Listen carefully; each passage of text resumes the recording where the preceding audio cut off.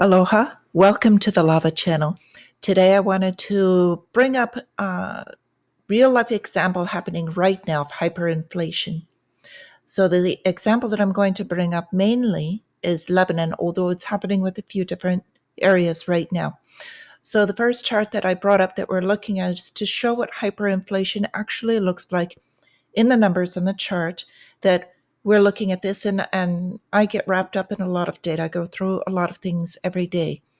And so when we take a look at this is their inflation data report, their CPI, food, and then brought all of this together. So their consumer price index for April 2023, their food inflation is at 350%. Inflation rate year over year, 269%. Month over month, 8.5%, a little over 8.5%. And their housing, utilities, transportation.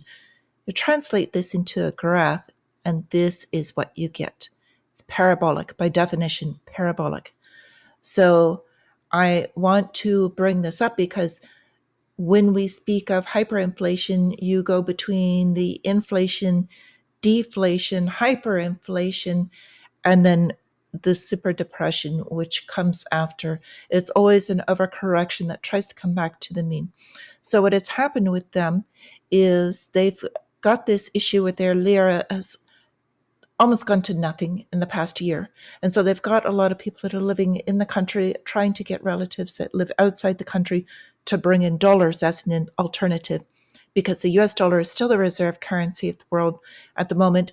And they're using that because the prices are changing so rapidly that they can't keep up. So this is what it looks like on a piece of paper as far as a graph. But really, we need to remember this translate. These are people.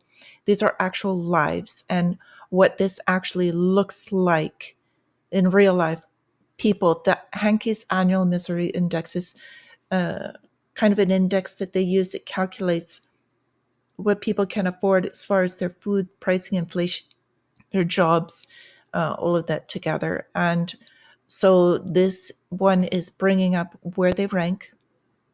And a lot of countries are going through this right now. Sri Lanka just went through this last month. You've got Zimbabwe, Venezuela, Syria. Lebanon is going through it right now with their currency, pardon me. Sudan, Argentina, Yemen, Ukraine, Cuba, Turkey have all gone through these currency issues within the very short time, not long from here. There's incredible civil unrest. Crime has skyrocketed.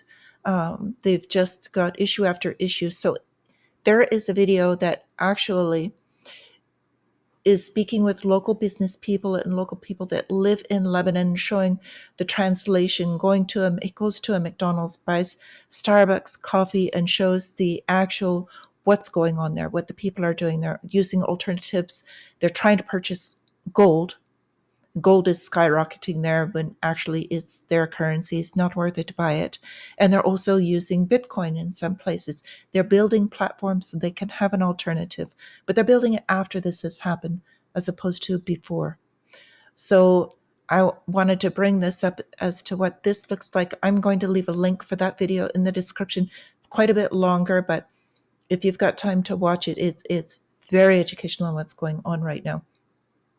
So the IMF took over, they negotiated a deal with Lebanon to avert this financial disaster that's basically going on, or at least alleviate it, give them a soft landing, so to speak.